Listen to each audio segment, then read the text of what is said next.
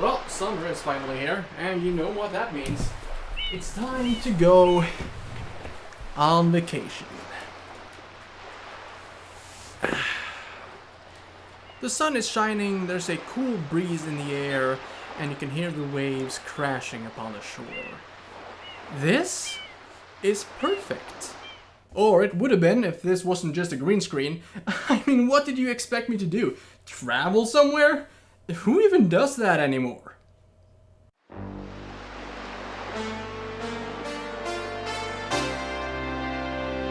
Super Mario Sunshine! Woohoo! Super Mario Sunshine was probably the most anticipated Mario game ever. The question burning on everyone's mind was, how on earth do you follow up on Super Mario 64, which was considered the cornerstone of 3D platformers in its time? Well, Nintendo's answer to that was simple. Send everyone involved, plus Toadsworth, to a tropical island for some relaxing fun in the sun.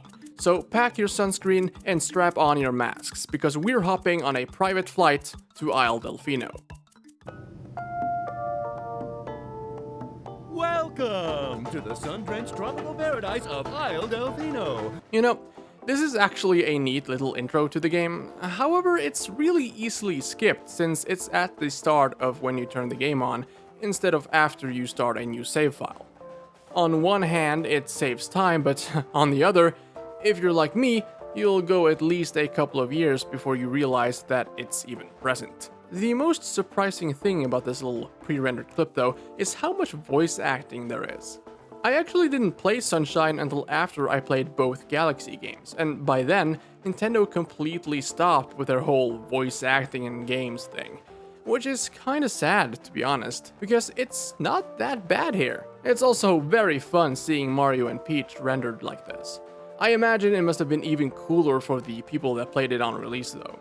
This whole thing is really just a way to set up what's about to happen, so you don't miss a lot if you skip it, and while I do like this cutscene, you might as well, since the plot honestly makes more sense that way. You see, there's a couple of red flags here indicating that stuff is going to go very bad very shortly. For one, Toadsworth is dreaming of sunbathing without even taking his clothes off.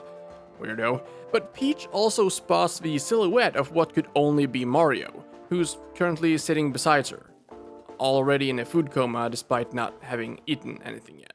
The next part of the cinematic plays after you've picked a save file and started a new game. The plane lands on the runway but almost crashes into a pile of goop.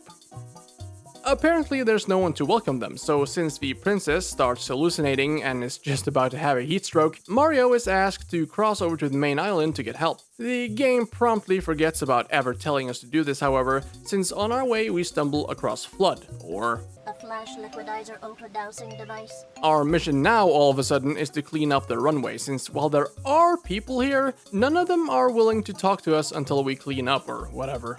To be honest, I don't really even care at this point. We all know that no matter how solid or loose a Mario story seems at first, it's dropped at the first chance they get, so why even bother? Well, there is a somewhat more connected narrative here than in 64, but oh boy, that is not saying much. After taking down this goopy piranha plant wannabe that poses no challenge whatsoever, we're rewarded with a star. A shine. To be fair to this boss, or whatever you want to call it, it does do exactly what it needs to. You're supposed to spray its mouth when it opens it. If you try to spray it when it's closed, you're not going to do much more than make it shake the water off. It's there to help learn the player how to aim with the water pump, while simultaneously giving you a challenge by moving back and forth. It's just a shame then that you don't really have to aim if you just jump, hold the R trigger to spray, and then press A again to scatter a bunch of droplets that are almost guaranteed to hit it. Well, that's probably not something a first-timer is going to think of, but my god, what a boring fight, nevertheless. Let's hope they don't reuse this one like a bunch of times. After collecting the Shine Sprite, Mario is immediately sent to prison. In a surprising turn of events, Super Mario Sunshine turns into a detective game, where you have to scour the island for clues on who framed you, while the boys in blue keeps track of your every move. The dynamic between Mario and the Delfino Island police is something we've never seen in a Mario game, even to date, and the dark noir feel that lingers in the background of every interrogation encounter is something wholly unique to not only Mario, but most other detective games in general. It was at the point where I had to choose between selling out Toadsworth or having Peach go undercover in a prostitution ring that I realized that this wasn't your old man's Mario, and... oh, it's just a 2-minute long cutscene? And it's never mentioned again? Alright then. So, yeah, the entire island of Delfino has been tainted by paint, and everyone thinks Mario did it. Maybe there was something to Peach's hallucinations after all. Who would have thought? So, basically, the entire hook here is that Mario has to clean up the island, or he can't leave. Hey, free vacation for life? Sign me up! It's a little bit dark here though, not exactly what you'd expect in the middle of the day. The reason for this is that, as was explained in the courtroom cinematic, the Shine Sprites, which are the source of power on Delfino Island, has packed their bags and left because of the pollution. This is why you don't use sentient beings as power sources, guys. You know, they're really just glorified hamsters if you think about it. When we're finally let out from the prison, there's really only one way to go. The officers even say that there's no way I'll miss the mess. So, in Pianta Village, the last level of the game... wait, hang on, let me redo that. The only place you're supposed to go is the town square, where there's another one of those big goop things. Oh hey, it's you again, and goodbye. Defeating this thing reveals a big statue with a Mario on top of it. Oh, that was easy. See, that's the guy that's been spreading all the goop. He's even got a big paintbrush. Well, proving my innocence would have been pretty easy if I didn't take him down in like 5 seconds. After the Peach Snapper falls flat on his face, he runs towards the big statue we just unearthed, and jumps into a graffiti M he paints on the base of it. Jumping after him sees us enter the first level of the game, Bianco Hills. Just like in 64, there's a star select screen here. With no other mission to select, let's start with episode 1. Whenever you choose an episode, you're given an overview of the level and the goal, so to say. Gone is the days of having to aimlessly wander the level looking for that one thing that might correspond with the cryptic hint you got on the star select screen. Oh no, we're just gonna show you the entire thing now. Shadow Mario, as we're gonna call him, is just standing around next to... another big pile of goop. Getting there is really no problem at all. As you wash away the goop, on the ground some trees pop out, which is a nice little touch. When you arrive at your goal, only the goop pile remains and your doppelganger is nowhere to be seen. I seriously can't believe they reused this guy 3 times in a row. Oh, come the fuck on! Alright, fine. To the game's credits, you only unlock this one once you have 3 Shine Sprites, which you would normally have after playing through episode 2 of Bianco Hills, down with PD Piranha. I mean, it's still Piranha Plant based, but at least we're facing off with a real one this time, right? This fight sucks.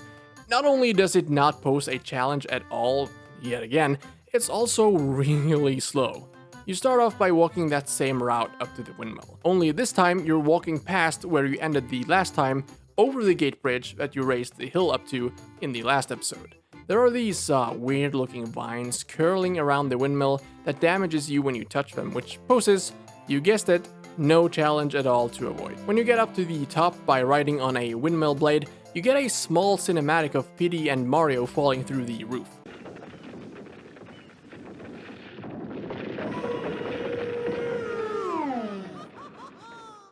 A real knee slapper, this one.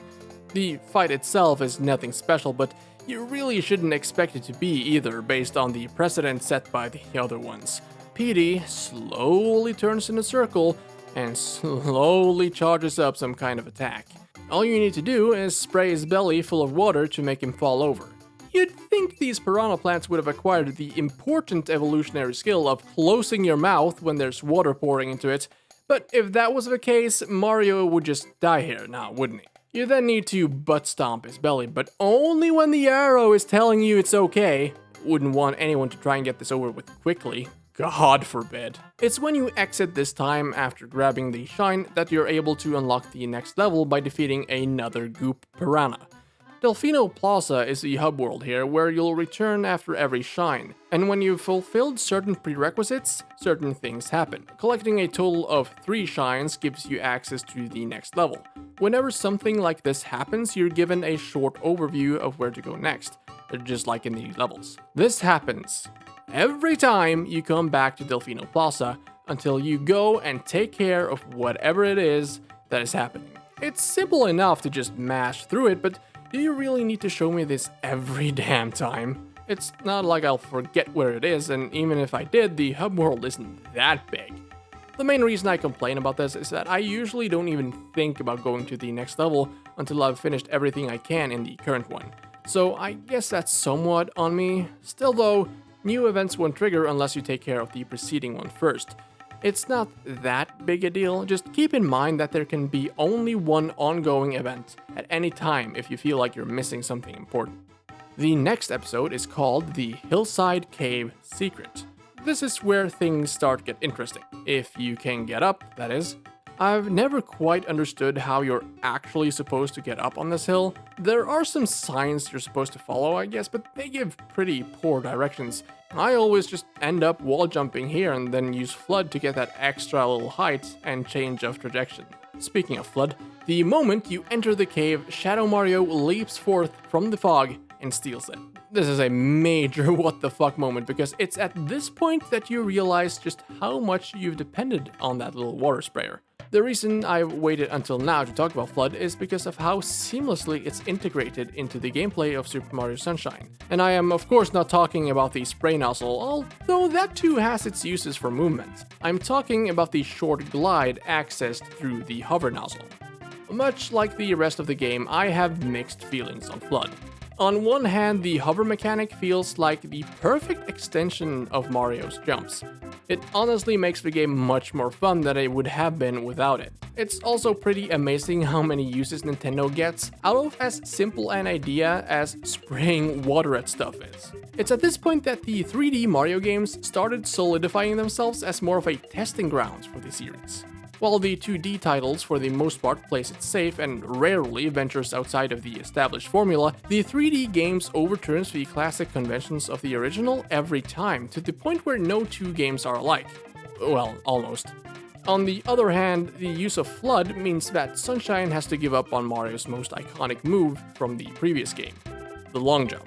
In its place is a new move, well, new to the 3D games at least, called the spin jump. I don't feel like it's quite as worthy a successor to the long jump that many people do. I mean, it's a fun move to execute, and when you land it, it feels really good. The problem is actually landing it.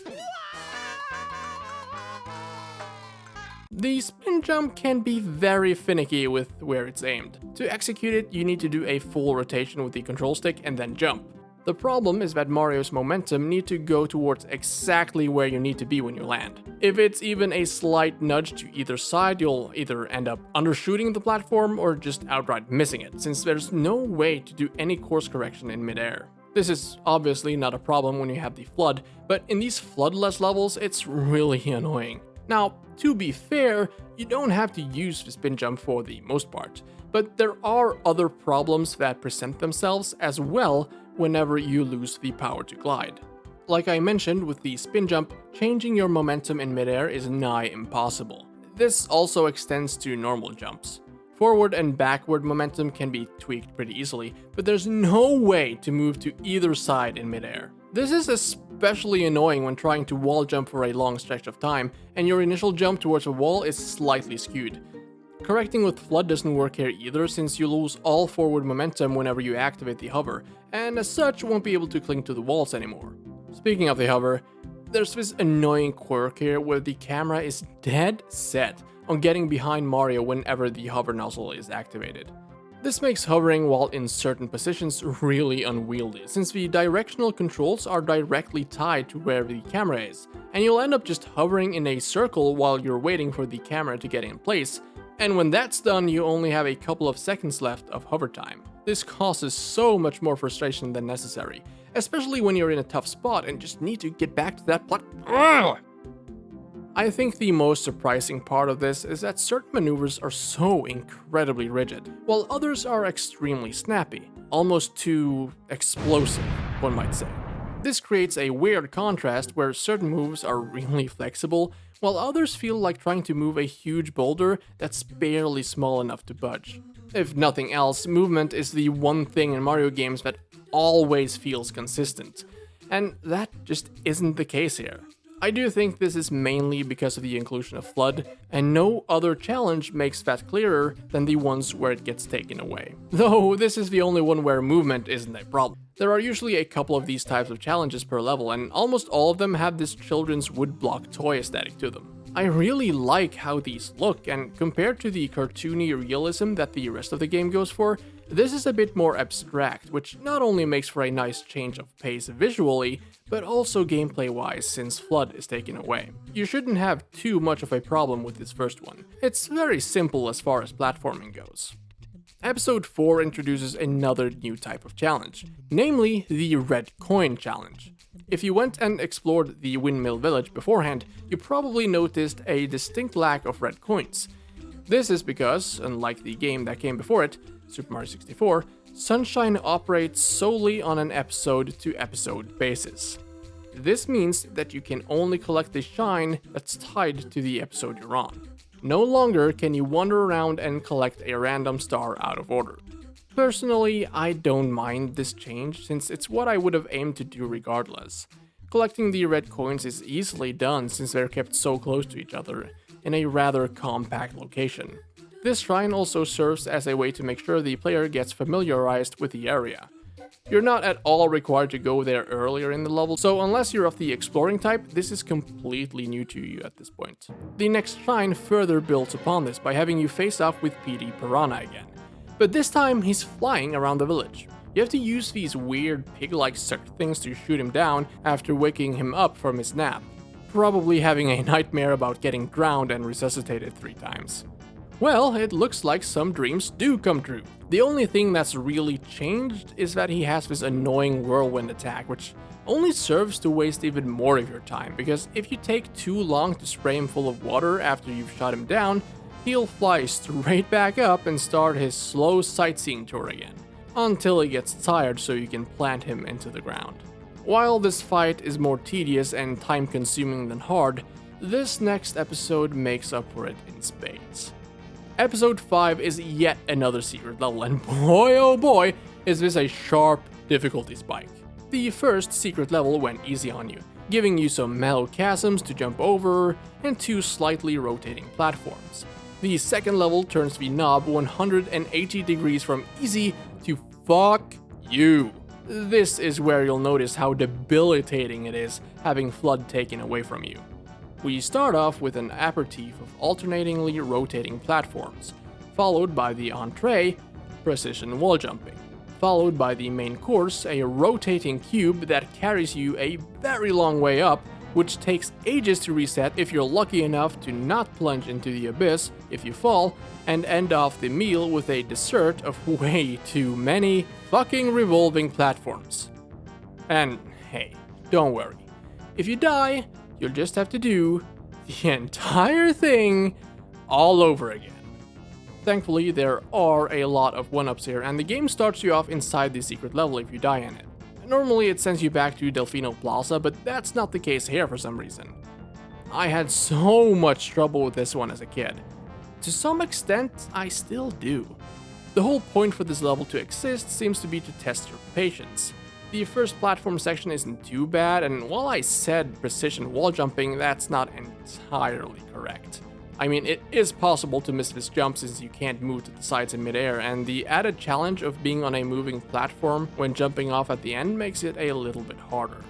The main source of difficulty here, for me at least, is how snappy Mario's movement is. Just a tiny nudge on the control stick immediately sends him flying in whichever direction it's pointed at.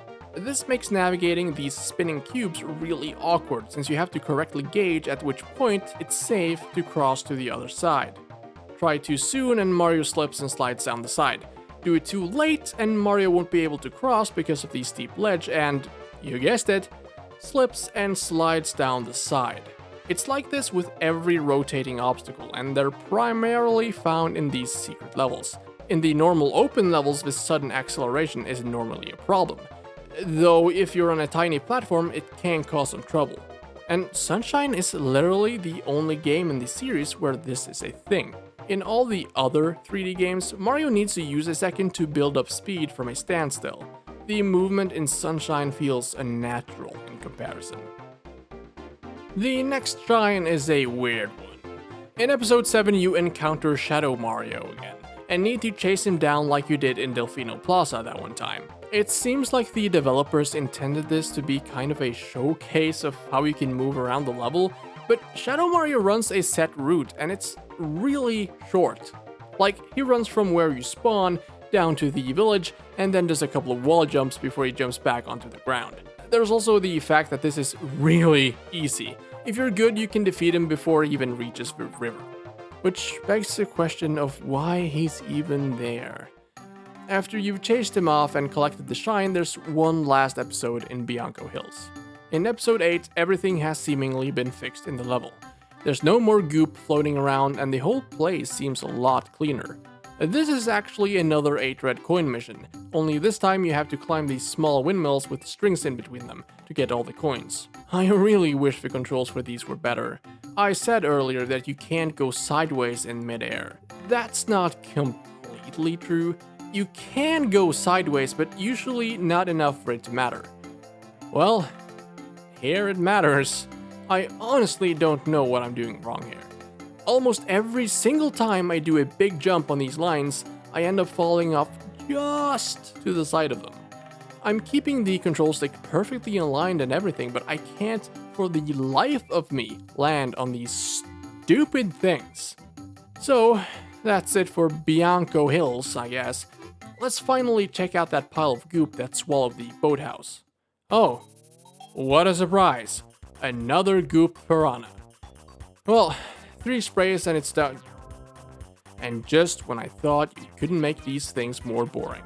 If something is boring the first time around, double its HP. Minus and minus equals plus and all that shit. Rico Harbor is, if nothing else, really good looking. I can't believe I didn't mention this before, but have you seen the water in this game? Like, this is still impressive even by today's standards.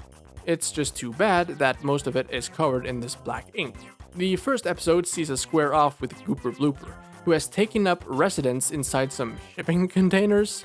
Sunshine actually has a lot of these big boss enemies, at least one in each level actually. Gooper Blooper is probably my favorite when it comes to the actual fight though. Things here are much more fast-paced than with PD Piranha, and he can even be somewhat of a challenge if you don't know what to do. After fighting him a bunch of times, I've pretty much gotten it down to a science. All you really need to do is spray his face to make him slap his tentacles at you. Normally you would tear each of them off, but in reality you only have to jump on the 2 in front since he won't attack with his back tentacles when you pull his snout. If done correctly, you have just enough time to pull his mouth to the point of damaging him before his front tentacles recover. I've always felt that a boss should be fun to fight, and part of that fun is coming up with different ways to take it down. So yeah, this one does not disappoint. I'm not even mad that I have to fight him again in episode 5. In episode 2, instead of jumping off of a blooper, you're jumping on a blooper. This is technically another secret level, even though it doesn't look like one. Your objective here is to get through an obstacle course while surfing on a blooper, but its actual purpose is to prepare you for something much more sinister later on. Episode 3, however, is more a straight platforming challenge. Only you can actually use FLUDD for this one. The objective is to get to this shrine sprite that's been trapped in a big yellow cage in the middle of the stage. That's not really anything noteworthy, but what is noteworthy is how you get up there. It's clear that the game has a preferred way for you to tackle this. There are signs everywhere pointing you in the direction of elaborate setup after elaborate setup. However, you don't have to follow these directions at all. Just like in the first episode, it's way easier to just find your own path. I feel like all the overall level design suffers from this. The normal routes are actually kind of fun, but you don't feel smart or satisfied in any way if you manage to circumvent them. That begs the question then, why they even bothered with these setups. Especially in episode 3 here, it always feels more natural to do your own thing than to follow the game's lead. Next up, there's an 8 red coin mission, and well, it's not that bad. The colored bloopers return again, only this time you'll use them in the actual level. Just be sure to press the red switch before you jump on one. You probably didn't notice during the last blooper race, but you can't actually jump off of these. This is especially annoying since you immediately die whenever you hit a wall, which makes the location of the last red coin troublesome. See, whenever you collect the last coin, gameplay is halted to show the shine appearing.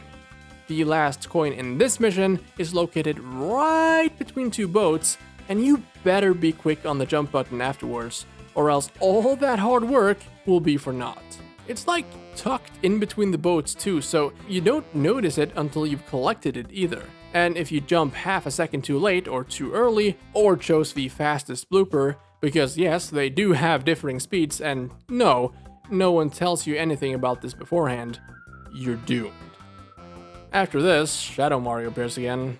This time there are more platforms available, so it gets more acrobatic. He's still easily defeated though. Oh yeah, and this unlocks episode 8, Yoshi's Fruit Adventure. The only problem is that at this point in the game, Yoshi won't even be there. I spent way too long looking for him as a kid. I thoroughly searched the entire level from top to bottom, but no, nothing. Yoshi won't appear until later, so let's go on for now.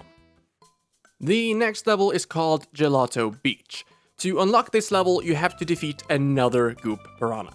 But thankfully, this is the last one you'll ever have the displeasure of meeting. This piranha appears after you've collected a massive 5 shine sprites. Also, I find it funny that this thing here is just floating in midair after the lighthouse disappears. The longer you get into this game, the more unpolished it seems. Anyways, Gelato Beach is, well, a beach. The main gimmick here are these sprouts, which you can water to make them explosively pop up from the sand in different patterns. This is really only used in 2 episodes. Episode 1 is another secret level where you need to find the correct dune bud to make a sandcastle gate appear, and then run through it before it withers.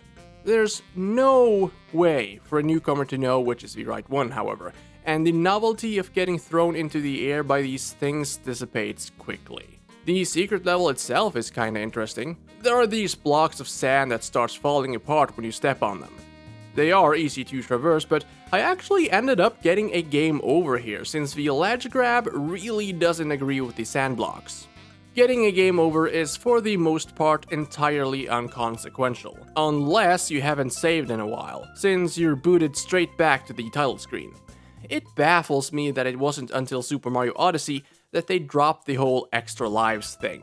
The only function they have in Sunshine is to let you retry these secret levels without having to re-enter them. There are no checkpoints anywhere, and there really doesn't have to be either, since most missions are around 5 minutes in length, and the shortest ones take about a minute or 2. When you die in a normal level, you're thrown out next to the entrance in Delfino Plaza, and all your progress is lost. So the only difference in having an extra life and getting a game over is that you have to spend an extra minute or 2 to get back into the level. And honestly, the only places you're likely to get a game over are in the secret levels, so that means an even longer walk. They try to negate this by placing easy to reach 1-ups all over the place, but then what's the point in even having 1-ups if you have a near endless easy supply of them? Maybe it wouldn't be so obvious if there were more 1-ups scattered throughout the other episodes of the levels, but there really aren't. The biggest reason for that is that they're really not that difficult. In episode 2, a big wriggler has fallen asleep on the top of the tower that's in the middle of the level. According to the Piantas, this is a problem because it's interfering with the hatching of a certain legendary sandbird. The only way to get rid of it is to direct these mirrors to focus sunlight on it from 3 different positions. The problem is that the mirrors have been infested with these weirdos. When you finally do align the mirrors, the sleeping bug just falls apart and disappears. He's not completely gone, however, since in the next episode he's running rampant around the beach. Here you need to water those dune buds again to make him trip, and then ground pound his underside. For some reason though, you can only attack a select segment every time, indicated by that same big red arrow that appeared in the PD Piranha fight. It doesn't speak highly of the boss designs when you need a giant floating red arrow to indicate where you can damage it. The timing and hitbox on the dune buds is a bit weird too, where it can be kinda hard to align the wriggler and the bud, especially during the last phase where he goes balls to the wall. But still, it's an okay fight, I guess. They change up his running patterns after every hit, and it's honestly just fun to watch this giant creature rampage through the sands. Speaking of, since I was too busy watching this wriggler destroy the locals, I missed the hatching of the sandbird. By the way, I like that the biggest reaction they have to this giant monster is that of slight disappointment. Anyways, I'll be damned if I'm gonna completely miss the bird though. This thing has been built up since the first episode, and in my pursuit I accidentally got teleported thousands of feet up in the sky. This is actually just an 8 red coin challenge, but you need to collect them all while balancing on the back of this bird. The physics here can be pretty annoying, especially when trying to use Flood. Thankfully, the only major thing you have to worry about is when it turns around 90 degrees. It may take a few tries to find where you're supposed to stand when that happens though, and if you die here, it never feels fair. It rolls around kinda abruptly too, and if you fall off, you're pretty much screwed. The sandbird is nice and all, but what I like most about the episodes in Gelato Beach up to now is that they tell a very clear story. You happen to stumble into the area, learn a bit of the local lore, and then build a sandcastle. Afterwards, you help the locals with chasing off a bug that threatens the sandbird, which is apparently a pretty big tourist attraction. After waking up the wriggler, he goes on a rampage and needs to be dealt with. And while you do that, the egg hatches and the bird flies away. You catch up to the bird and get a shine as your reward for protecting it. A lot of levels does this to a certain degree, but Gelato Beach is the one I feel does it the best. If you remember back in the Super Mario 64 video, I mentioned that I loved it when they did it there, and this feels like a natural evolution of that, even though it doesn't quite pull it off for the most of the game. In levels like Bianco Hills and Rico Harbor, the episodes only feel loosely connected. In episode 1 in the former level, you raise a platform which you use to get to the windmill in episode 2, but it just kinda stops there. In Rico Harbor, you defeat Gooper Blooper, who's the one dirtying the water, so it cleans up in episode 2, so that the bloopers can actually thrive in the water and you can gain access to the blooper surfing minigame. Again, it stops here. In Gelato Beach, the story is ongoing throughout the entire level. After the sandbird has appeared, there's a festival being organized, and as a part of it, there are different festivities taking place. The first one is a race against El Piantissimo, which is Italian for the Plantissimo. Yeah, that name doesn't need to be translated. This is just like racing Koopa the Quick back in Super Mario 64. There's nothing much to it other than that he kinda looks like the Running Man from Ocarina of Time under his mask. Next, there's been planted a bunch of red coins out in the reefs. Maybe it's a bit of a stretch to call this a part of the festival, but hey, it fits with the theme. Some of these coins can be kinda annoying to collect since they don't have any collision programmed on them, and they're each tied to a swarm of fish, which I think has random movement patterns. Anyways, they often end up going into the walls of the reef, and you need to wait for them to pop back out. In the last episode, you need to chase down Shadow Mario again, whatever. In the last episode, there's a watermelon contest being held. This one can be a pain in the butt, to say the least. And that's not just because of these cataquacks who's constantly flinging you into the air. Who am I kidding? Of course it's because of them. They will run straight for either you or a watermelon if they see one, and after being flung into the air, they're immediately destroyed upon hitting the ground. Which is understandable, I suppose. What's not understandable is just how little force is required to actually rupture one. If a melon is barely being pinched between something, it'll explode with the force of 1,000 suns, whose energy is only barely being contained in this fragile little shell. To win the contest, you need to find the biggest watermelon, which is, of course, in the most inconvenient place in the entire level. I don't know where exactly you're supposed to lead this thing, so I usually just throw it down the hillside and hope for the best. 60% of the time, it works every time.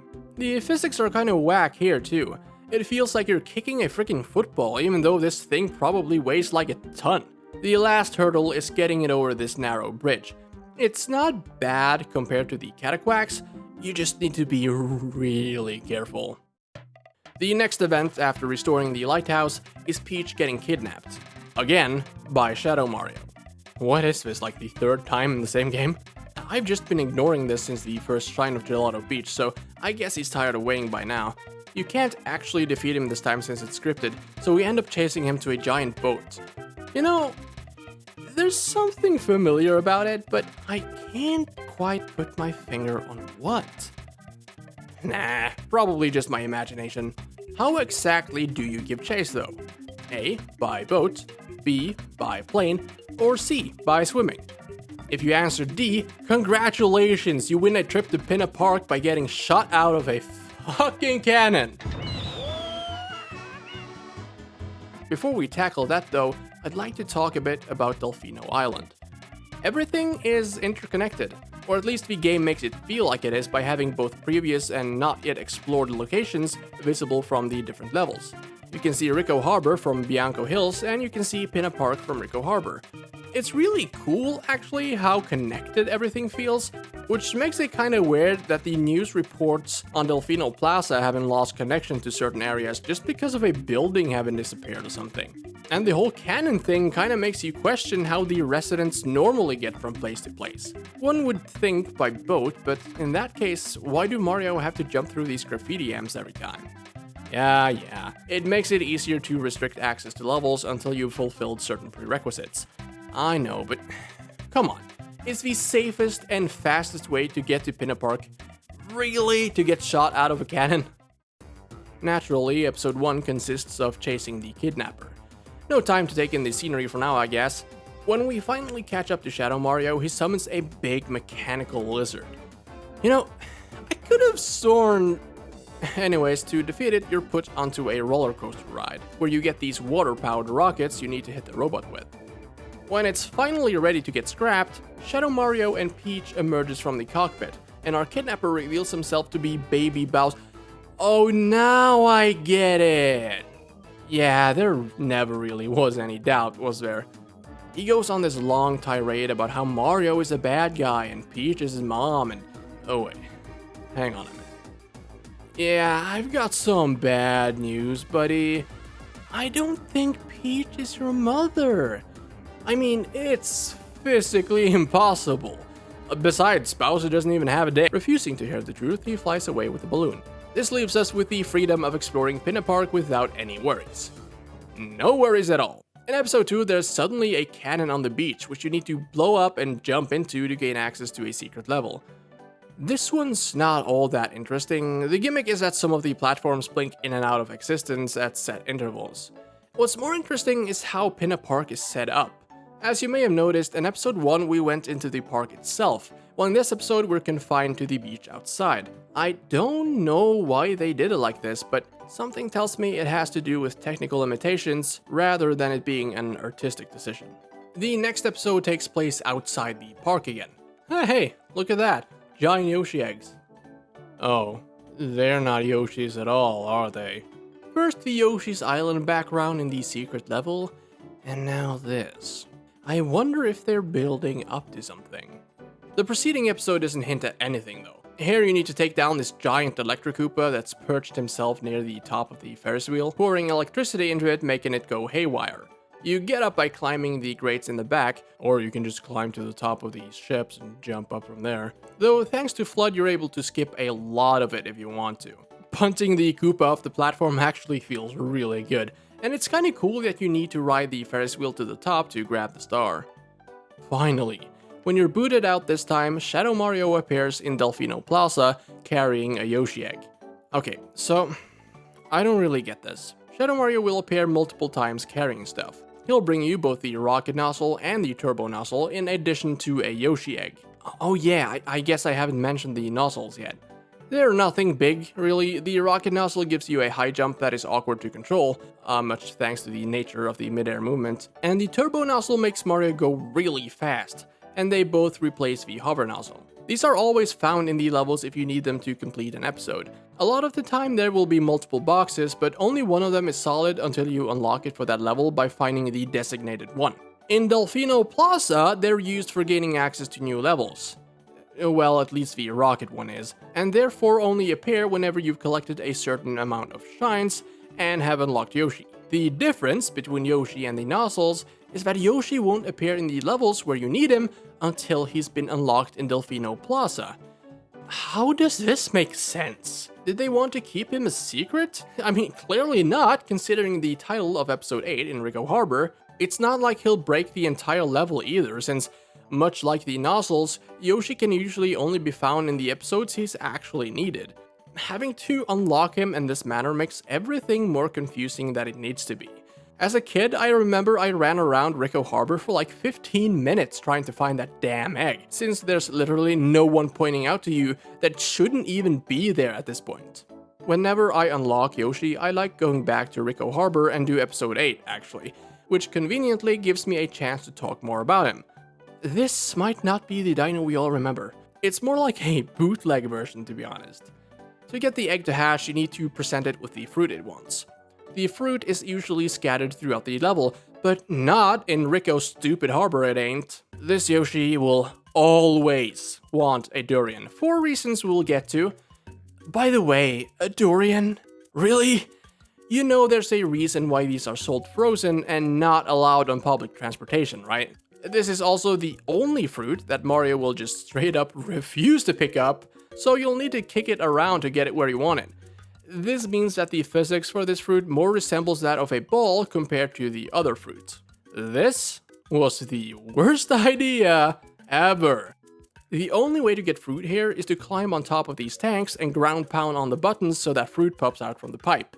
Every time I attempt this, it takes ages to get a durian. Not just because it seems like it's the rarest fruit to the point where it doesn't seem like you'll ever get one, but when the stinking thing eventually do appear, it will most likely bounce off of one of the other fruit laying around and fall down the ledge from which there are no good ways to retrieve it. The only reason why Yoshi wants a durian is because you need to get one to get the shine. You could easily just get out there as Mario with the rocket nozzle or something, but there's a special kind of goop blocking the entrance that only Yoshi's spit can dissolve. By the way, I love how the spit is actually just water that gets recolored the moment you jump on Yoshi's back, and then turns back to normal water when you jump off. And anyways, since Yoshi can't touch the water without dying for some reason, you need to turn the fish jumping up and down here into platforms. The spray from Yoshi does just that, but the characteristics of the platforms is heavily dependent on which color Yoshi is, and the color is based on the fruit he eats. Like seriously, give this guy a sip of fruit punch, and he'll give every epileptic kid within half a mile a seizure. So, to get across the gap here, you need a purple Yoshi, which is the color he turns after eating a durian. These platforms move forwards, but later on you need platforms that move upwards. This is fixed by jumping to a nearby ledge with a fruit tree and eating one of them. I really like how this works, but come on, there must have been a better way to do this, right? It's an interesting mechanic too, which is why it's so weird that you only need to make platforms with Yoshi like this one other time. He's mostly used for small stuff, and it never feels like he's properly utilized at all. Like in episode 6 of Pinna Park, all you need to do is get him in the correct colors to match the missing Yoshi from the merry-go-round, and that's it! This secret level is kind of a pain, by the way. These moving platforms always feels like they're just too far away to jump normally to, so I always try to go for a spin jump and fail miserably. The rest of the level isn't too bad though. Episode 8 is actually kinda interesting. They take the Mecha Bowser fight from episode 1 and replace the robot with balloons. You need to pop them all before you've made 3 rounds on the ride, but this is easier said than done. The water rocket thing worked fine enough when we were up against a giant unmoving target, but here that is replaced with small balloons that you often need to line up and hit multiples of at once. The lack of a reticule for aiming gets painfully obvious here, and of course, as it is with all these minigames, if you fail, you immediately die. The horror. It's not enough to kick you out of and reset the minigame, or have you go back and press a button for the second time. No, you have to die. The reason I bring that up is that you just fall straight through the cart and into the ground. They obviously didn't plan for people to die here for some reason. Well, that or they missed a line of code. Serena Beach is chronologically the next level that's available. You reach it via a pipe, but you need Yoshi to eat the giant pineapple that's been lodged in it. This is another level that has multiple areas that are sectioned off from each other. There's the beach, the inside of the hotel, and the casino. The first episode takes place on the beach, where the hotel has sunken into goop left there by a giant manta ray. I really like the build up to this. You land in the level and the sun is just about to go down. That, coupled with the ominous music in the background, casts an eerie feeling over the level. When you talk to the hotel manager, he starts explaining about the manta ray, until it suddenly appears on the shore. It's kinda creepy, not gonna lie. The objective here is to get rid of this ethereal being, which is done, of course, by spraying it with water. However, every time you damage it, it splits into two. This episode can be really hard unless you're prepared, and no matter how small these things get, they always chuck you a good distance every time you're hurt by them. After a set amount of damage has been dealt, it doesn't matter if you've completely gotten rid of them or just split them into their tiniest versions, they start actively going after you. This is in some ways easier as long as you herd them into one big group so that you won't get surprised from an attack from behind. How they're chasing you also solves the problem of finding them, because at their smallest they can be kinda hard to spot. I just wish they'd tie it to the amount left and not how much damage you've dealt, so that you won't be overwhelmed by the sheer number unless you've planned ahead. When you finally get into the hotel after getting rid of the manta, we find that it's been taken over by ghosts. The guests are of course pissed, but the infestation is fixed for some reason by going through an uneventful secret level. The second time we're allowed access to the hotel, in episode 3, there's some weird noises coming from the attic, and the owner wants Mario to investigate. The sounds come from sleeping Boos, which you need Yoshi to eat. He wants a pineapple, the ungrateful little cunt, but the fruit stall doesn't carry pineapples, so you have to search the hotel for them. This level seemingly wants to imitate the classic haunted house levels in 2D Mario, kinda like Boo's Haunt did in 64. That means cryptic passageways and hidden routes. The end goal here is actually just the shine that's in the pool room on the 3rd floor, but the guard there won't let us in unless we're wearing swimwear. Seriously, who the hell goes on a tropical island vacation without swimwear? Anyways, once you actually get a hold of Yoshi, the rest is pretty easy. At this point you might be wondering, hey, you said there were multiple areas. And yeah, I did say that. The third and last section is the casino, which you get access to in episode 4. Since this is a casino, there are obviously slots, and as you've probably already guessed, the slots here are water-powered. You need to get lucky 7s on both slot machines to reveal a huge puzzle, which you need to spray until the image, a shine sprite, is revealed. This can be really tedious since the water is essentially sprayed at random, and even if just one little drop hits a square, it'll go fucking nuts spinning. This actually happens with the revolving doors in the hotel too. What I noticed helped was to start up high and work my way down, since the water spray will kinda lose momentum as it travels, and therefore fall down and hit these squares underneath where you're aiming a lot of the time. Completing the puzzle reveals a pipe that leads to another secret level, which is alright. I find that the longer into the game you get, the better these levels get, but that might just be a matter of preference. In our next visit, we're being tricked, asked, to investigate a weird noise coming from beneath the casino. Thankfully, we don't need to solve those puzzles again. All you need to do is to ground pound the purple mark on the roulette table. This activates an elevator, which brings us down to the boss fight of the level, which is against King Boo. To defeat him, you need to make him eat a pepper and then pelt him with some fruit while he's distracted by the worst case of heartburn I've ever seen. I think this battle has an element of luck to it, but I'm not too sure. The thing is that he has this roulette that needs to line up with all fruits for the peppers to spawn, but sometimes it'll line up something else. It seems that the fruit jackpot is hit every other spin, but I'm not completely sure if that's what's supposed to happen. I hope it is, or else this fight could drag out way too long. He has a tendency to summon these hard to kill enemies, which is honestly just smarter to avoid than attack. The problem with this is that it takes so long for the enemies to automatically disappear, and for the cycle to begin anew. This combined with the ground that is constantly moving around makes this fight more frustrating than fun.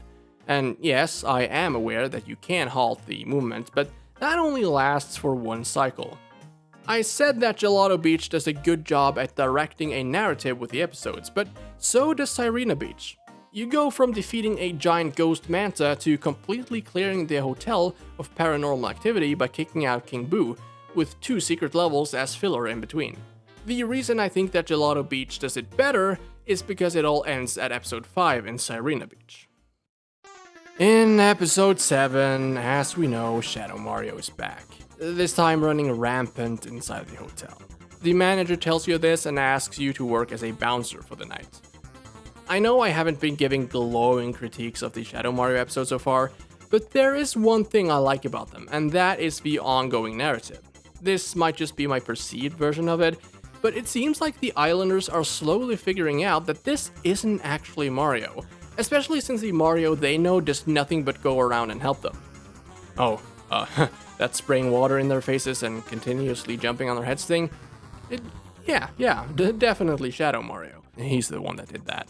There's also how all the shines leading up to 7 is about Mario fixing the mishaps caused by his doppelganger, and after having chased him out of the level, watching how everything returns to its normal state in episode 8. While I do enjoy the story side of these encounters, I can't say I like the gameplay surrounding them. In some levels, it's fine, but nothing more. In levels like Sirena Beach with narrow spaces, it's mostly just annoying. This guy runs all over the place, and it's not always easy to see exactly where.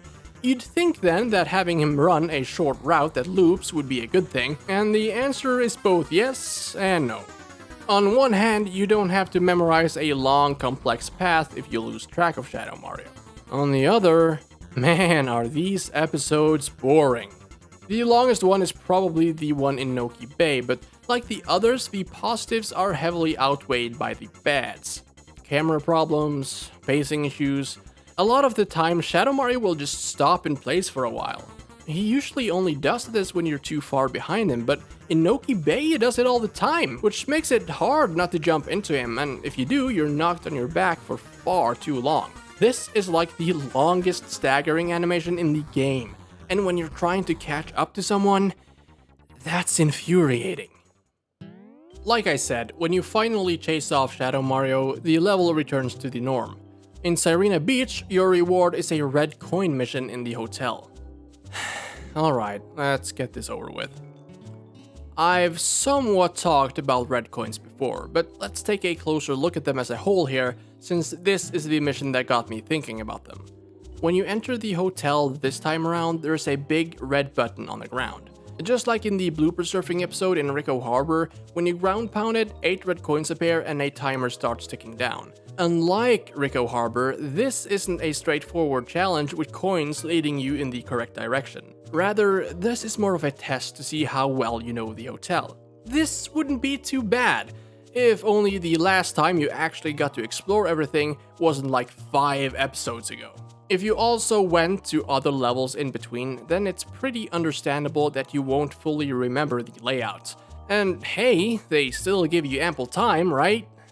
Well, I managed to die the first time, mostly because of some of the placements of these are just dumb, and they expect you to have explored everything beforehand without much of an incentive to have done so, and they assume you'll be able to guess where the red coins appear.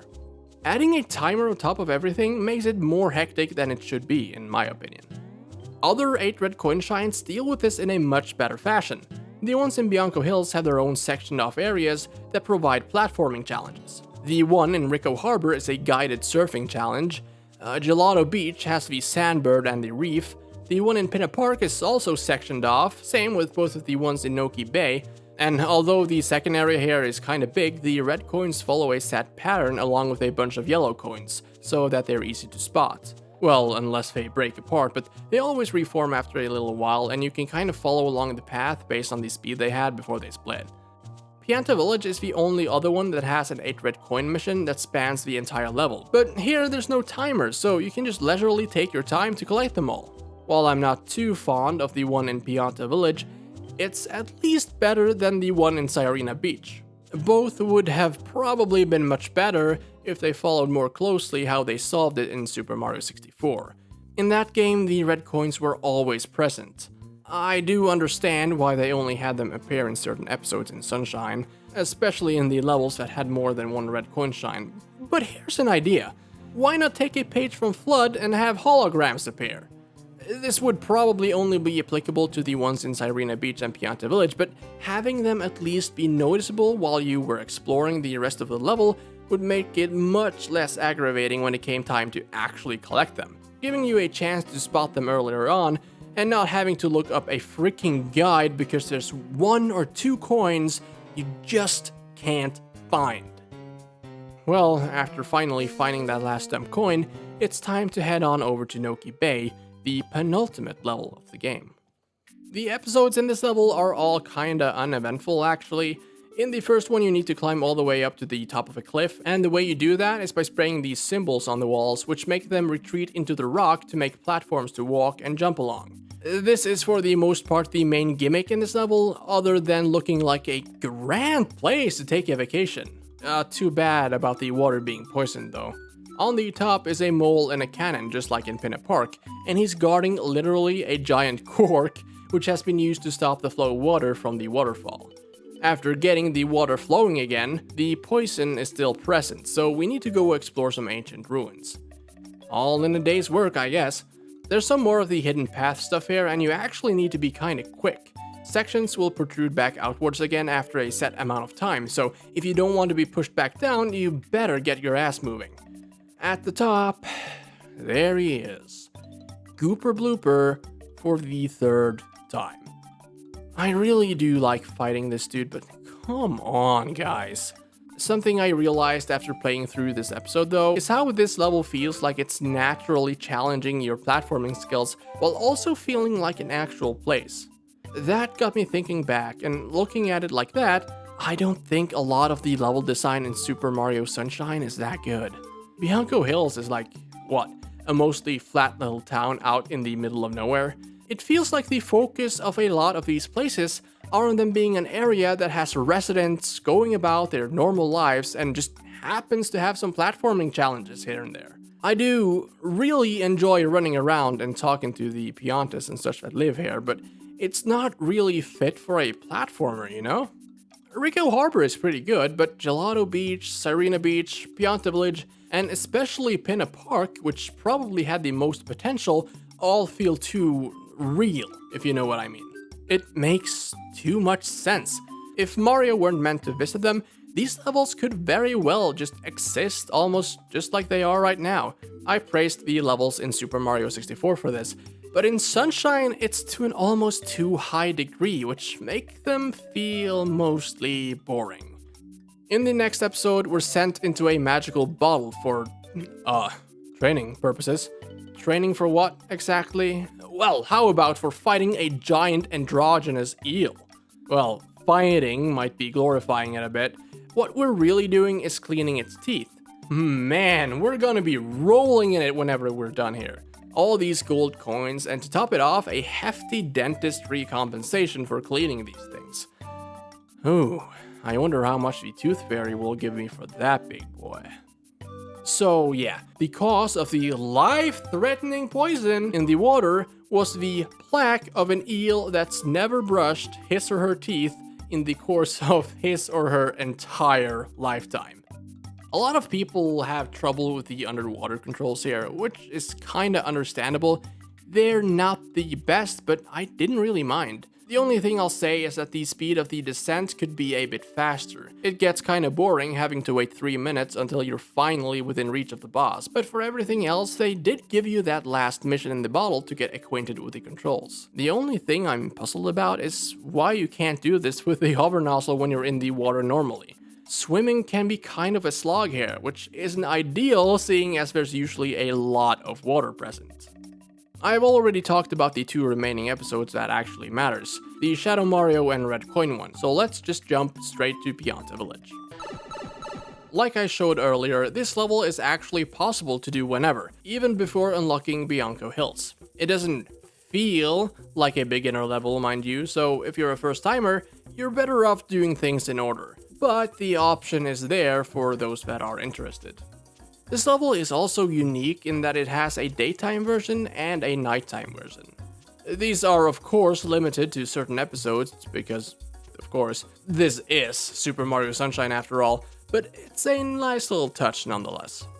In the first episode, there are these small chain chomps running around, which you need to cool down with FLUDD and then bounce into a spring. Pulling back their tails and letting go just to see them fly all over the place is actually quite satisfying. It's giving me some serious pinball vibes. The second episode is a race against the plant guy again, so it's not until episode 3 that things start to get interesting. This time, FLUDD is stolen the moment you choose the shine, which is a new one. The entire level has been filled with lava goop, which will most likely kill you if you jump in it. The objective is to regain FLUDD and help the mayor who has been covered with the goop. And he's not burning. Man, I wish I had plot armor. Mamma mia. The problem here is that there's no directions being given. Figure it out yourself, idiot.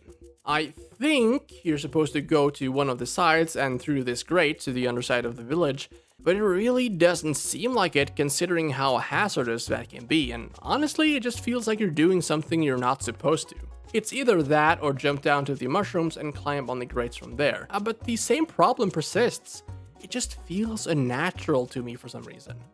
Anyways, the mission is complete as soon as you get to the mayor since FLUDD is just placed right next to him. And then, it's time for the secret of the village underside. This is one of those infamous secret levels. Okay, so this place is actually filled with NPCs. Talking to almost any one of them will have them exclaim, "I'm a chuckster," and throw you the fuck out of there. Well, that doesn't sound too bad. All you have to do to get to the end is talk to some NPCs. Count me in. There's a catch though. Or rather, there isn't a catch. If you talk to them at a slight angle, you'll miss the next platform completely. Remember, you can't steer your momentum from side to side in midair, so you better just hunker down and pray to the control stick gods that you've managed to properly align yourself before talking to one of these menaces. And if that's not bad enough, they start moving around. The absolute worst part is how goddamn slow they are, having you wait for way too long to cross a single gap. 1-ups are thankfully plenty both inside the secret level and before it. Some fun trivia is that you're supposed to use Yoshi here, but there's actually a way to get in here without him if you want to complete this entire level without unlocking him first. After this, the Goop Gods have had enough and has rained fiery hell upon the residents. All you need to do is run around and spray them clean. I don't get why they even bothered with the timer. And so we're at the last Shadow Mario episode in the game. Oh, that was easy. When you get booted out of the stage, you see that the water level in Delfino Plaza has risen. The intro screen shows Shadow Mario running into the cave behind the big Shine Sprite tower thing. You might think that this was sparked by the amount of shines collected, but no, that's not it. Was it triggered when you chased Shadow Mario out of Pianta Village then? Well, we're getting close, but that's not quite it either. To unlock the last boss fight in Super Mario Sunshine, you don't need a set amount of shines, you need to have cleared episode 7 in all the levels. And it's because of that that I this time can confidently say that Super Mario Sunshine is not a collectathon. To me, personally, it really doesn't matter. I fully complete every level before I move on anyways. I am somewhat annoyed by it though. I'd much rather have been required to collect a certain number of shines instead. The decision of having to complete episode 7 in every level literally makes this game what it is. This is the reason why you can't pick and choose which shine you want to pursue in the stages, instead having to follow a rigid episode to episode based level. And was it worth it? No, not really. Part of the appeal of the previous game was being able to explore big worlds with hidden secrets. You might see a star in the distance and ponder how to get it until the hint on the star select screen finally makes it click, or you just explore until you find the solution. In Sunshine, that's impossible. There's 1 star per episode, that's it. And if you don't feel like or isn't able to get it, well, that's all there is for you in that stage. You either move on to a different one or grit your teeth and power through it. In the end, you have to work your way through to the 7th episode no matter what anyways, right? There were a couple of stars I would have rather skipped over when I played the game for the first time, like the Sandbird or the Burning Goop one, purely because they were either too hard or too boring. That's not an option here, and thus robs the player of a lot of freedom. I guess it wouldn't be too bad if the challenges were better paced, or hell, just better in general. This was never a problem in, say, Super Mario Galaxy 2, which has a comparable progression system. Anyways, before we take on Baby Bowser, let's just complete episode 8 of Beyond the Village. This is the 8 red coin shine that I talked about earlier, but that's not the only thing going on here. There are these dandelion seeds floating around everywhere. You can grab onto the stalks and go for a ride, but it's really only required to do to get to the clouds where the shine spawns. Speaking of, to get to that point you first need to climb the giant tree in the middle of the level. I, by mistake, think I found a nice glitch that could be used for speedrunning. It's probably not useful for anything but 100% runs, since you only really need to complete episode 7 to finish the game, but here it is anyways. Basically, what you do is run up to where the mayor is and jump in the air until you catch hold of an invisible stalk. After a couple of seconds, you're teleported to the top of the tree, which, by the way, also holds one of the red coins. I managed to recreate it afterwards too, so there's probably a timing to this. That, or the RNG gods were just being nice to me. I tried again later but couldn't get it to work, so there's that. Flying around on these dandelion seeds can be fun, but it seems random a lot of the time. There's also no reason to do so either. It's kind of misleading, but then again, the level looks freaking great while this is going on. Actually, most of the game simply looks really good. From the white stone roads in Bianco Hills to the sunset on Sirena Beach to the water. Just in general. The game is trying to sell you on the idea that this is a paradise-like vacation spot, and honestly, they more than succeed. To top this all off, it sounds good too. The only tracks I'm indifferent towards are the ones in Noki Bay and Pianta Village. They both sound more like ambient noise than anything else, especially the track in the latter level. I can listen to Delfino Plaza for hours, and the tracks for Rico Harbor and the secret levels are pure perfection. They also add some drums whenever you're riding Yoshi. It's kinda neat the first time it happens, but after a while it feels like it distracts from the piece rather than add to it, so I'd rather listen to it without the bongos. The overall sound design is pretty good too. The sound of Mario's footstep hitting different kinds of ground is weirdly satisfying, and I just love the little clanging noises that comes from FLUDD as you run around. Almost all the music has this vacation-y feel to it. Maybe except for the ones in Sirena Beach and the hotel, which is more eerie but still kinda playful. In contrast, the track played in Corona Mountain has the game essentially saying, "The relaxing vacation is over, it's time to get serious." And sure enough, the level lives up to it. Although maybe not in the way you'd expect. You're dropped on a small platform in the middle of a lake of lava. There's no goop this time, it's the real deal. You progress by jumping on these metal platforms. Some have spikes protruding from them, while others are on fire. These spikes are instant kill hazards, but they telegraph pretty heavily when they're about to pop back up. The flames could as well have been instant kills, since they ultimately either throw you off the platform or make you bounce around continuously. But after having been extinguished, they just spring back instantaneously after a while. No smoke, no audio cue, just fire. That being said, navigating across these platforms with well-timed spin jumps and hovers can be extremely satisfying. I wish I could say the same about the boat part. Jesus Christ, this thing controls like shit. And the worst part is that it makes total sense from a physics standpoint, but for some reason my brain just can't wrap itself around it. You stand in the boat and spray the opposite way you want to go. So far, so good. Problems arise when you realize that when you, for example, stand in the rear of the boat and spray to the right, your boat turns right and gains a bit of momentum to the right.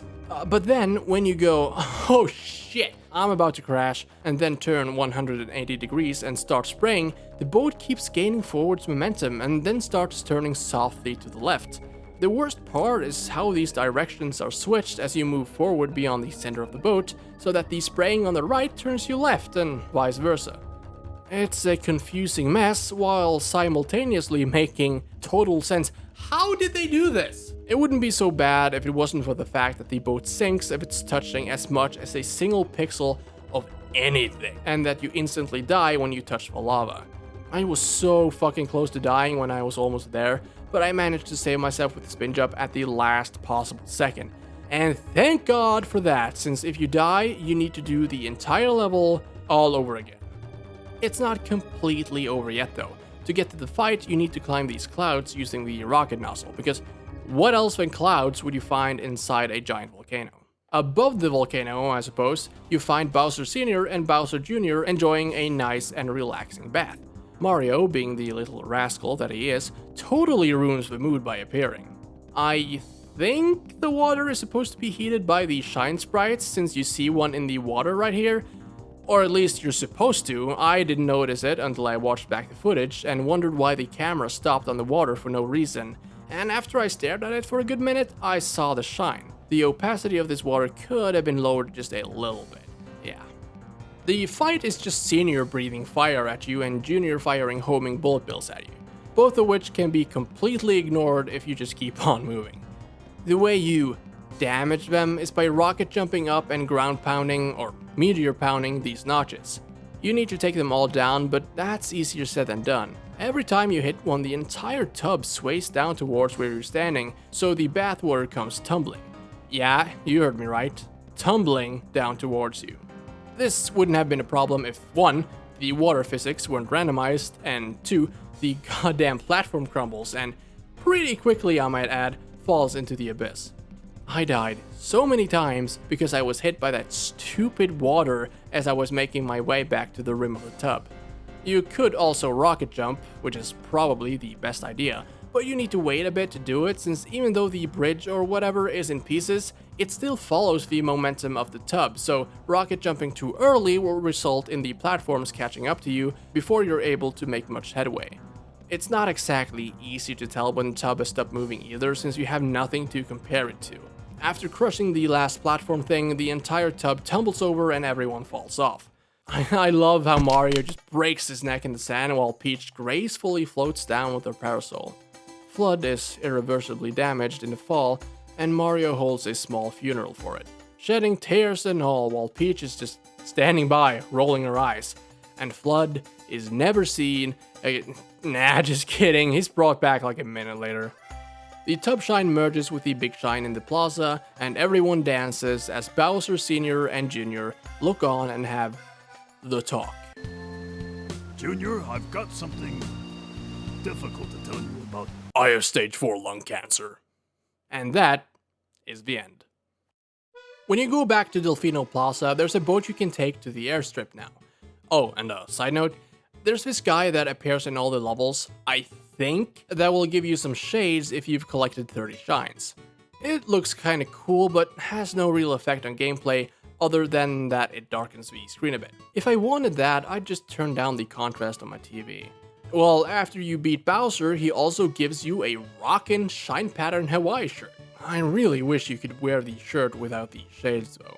Anyways, there's a fun 8 red coin shine here, but more importantly, there are even more shines in Delfino Plaza to collect. It almost acts as a level, only it doesn't have episodes and all the shines are hidden. Usually all you have to do is clean up goop from golden things to get one, like the giant shine sprite or the bells, but there are also these small puzzles that you can solve to get one as a reward.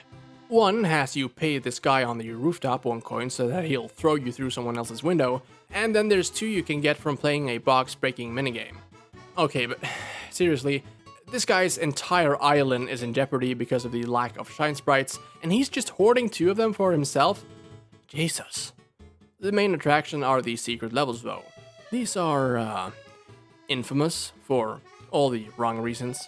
The one where you run down these slopes with the turbo nozzle and need to jump at the right time is actually kind of fun, but then there's the 2 worst levels in Mario history. The lily pad ride and the pachinko game courses. The lily pad ride isn't actually as bad as I remember. Maybe it's because I know its tricks by now, or maybe I just got extremely lucky. I think it's the latter. You start off the level by jumping on a lily pad.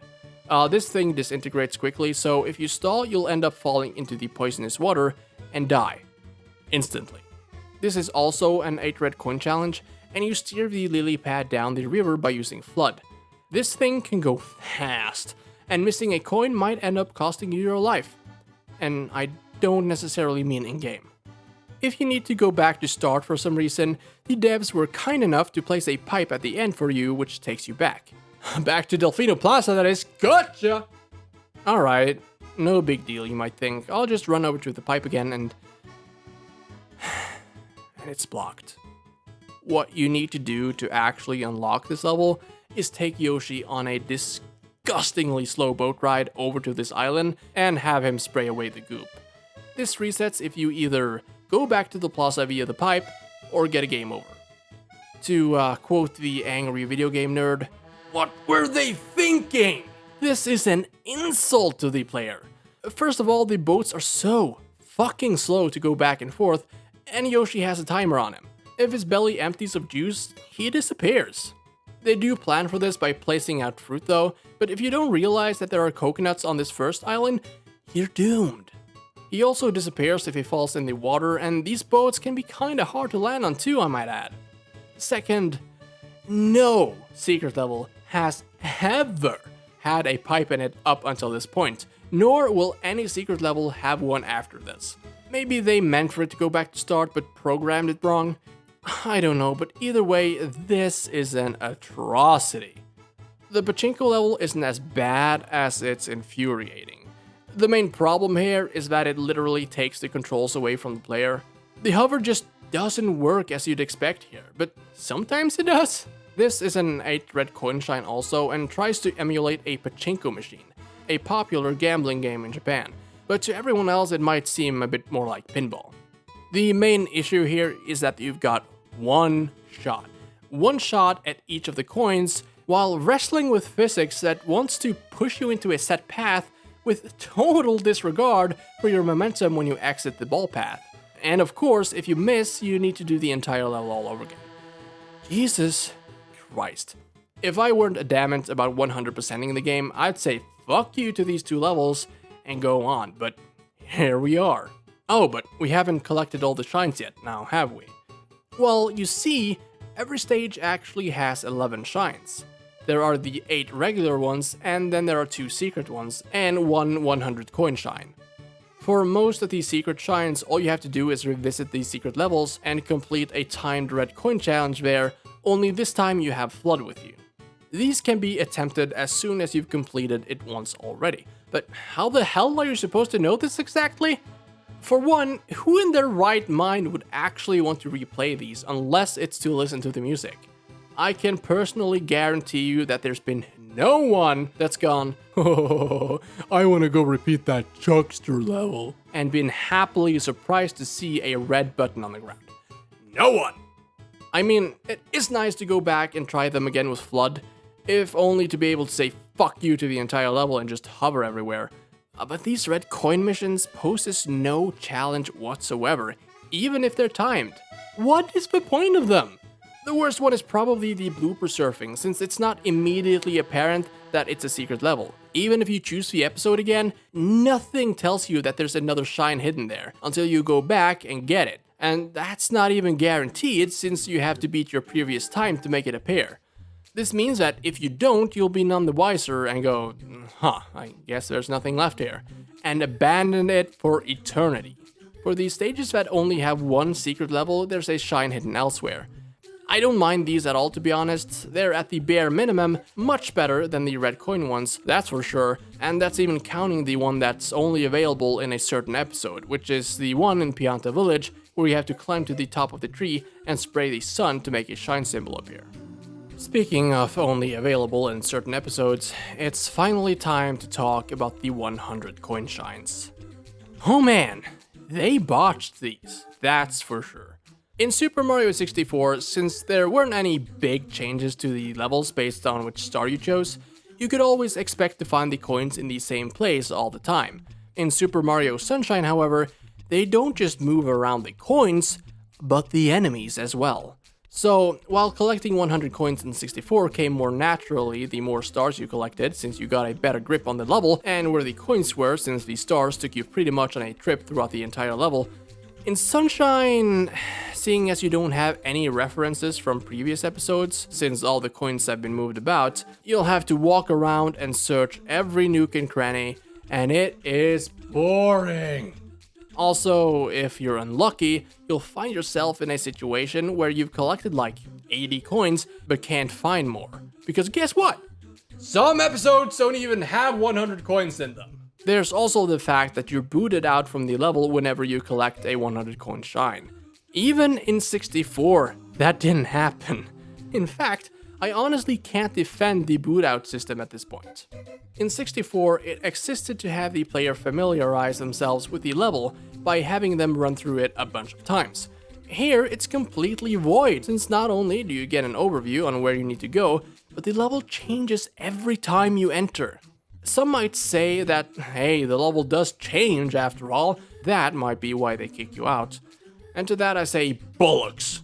In Bianco Hills, the level changes right before your eyes, and the only major thing that happens in the next episode are the vines showing up around the windmill, but couldn't that just be loaded in while you got one of these presentation shots after getting the shine? This feels like the worst kind of padding, which, oh, when you look at the time. It's blue coin o'clock. After all this, we're still missing some shines. Well, I'm sure you've seen these blue coins floating around, right? They don't give you 5 coins like in the previous game. Instead, when you collect 10, you can trade them in for a shine at the boathouse in Delfino Plaza. So, maybe you're thinking that it can't be that bad, right? There's probably like, 10 coins in every stage? Well, you're right, if you're talking about Delfino Plaza and Corona Mountain. For the rest, however, there are 30. 30! And these are all scattered throughout the level. Some are found out in the open, some are found by washing off graffiti, some are found by killing certain enemies, and some are given as a reward for helping people. A lot of these coins are also only available in certain episodes. Like, what? Just like the gold coins, you can run around for hours looking for the missing blues in episode 8, when in actuality, they're found in episode fucking 1. The worst ones are the hidden coins, which, unless you want to go around ground pounding everything that looks even slightly suspicious, I recommend you use a guide for them. Actually, no, I flat out recommend you to not bother with them at all. Because you know what the reward for 100% is? A fucking picture at the end of the credits after beating Bowser for a second time. I know the reward in 64 weren't exactly mind-blowing, but come on, at least that was something. Are you telling me that I went through all these horrible levels for the characters to wish me a relaxing vacation? Because yeah, I do need a relaxing vacation after playing through Sunshine. Most of this game just isn't enjoyable. About half the shines you get from doing menial tasks, and the other half, albeit being mostly fine, is very hit or miss thanks to the oversensitive controls, weird decisions, and dare I say, bad level design.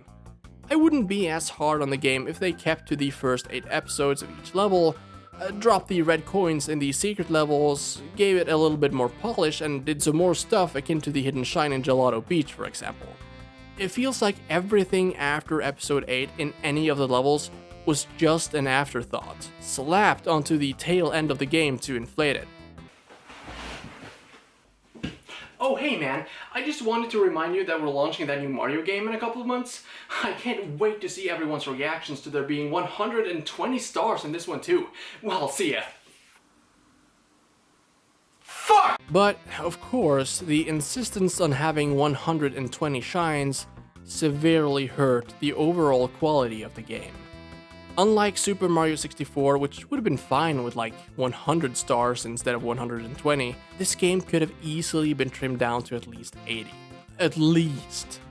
Instead, we got the pachinko game, the blue coins, and the repeat boss battles. That's not to say that it's all bad though. While I don't like how most of the levels feel more like real places than something that belongs in a platformer, they all look and sound really good. And the levels that have good platforming design can be really fun to play through. It's an imaginative game, even more so than 64 was, and the inclusion of FLUDD makes a lot of sense in the context of the setting and also elevate Mario's moveset beyond the Nintendo 64 classic. Even though some of the boss encounters end up being reused a lot, they're always a spectacle, which can't really be said about the ones in 64.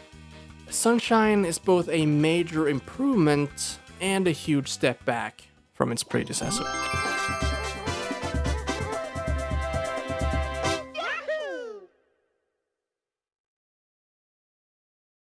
The sun is shining, there's a cool breeze in the air, and the waves are crashing upon the shore.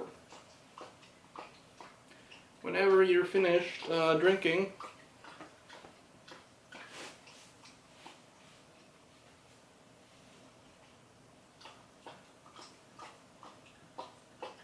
anytime now.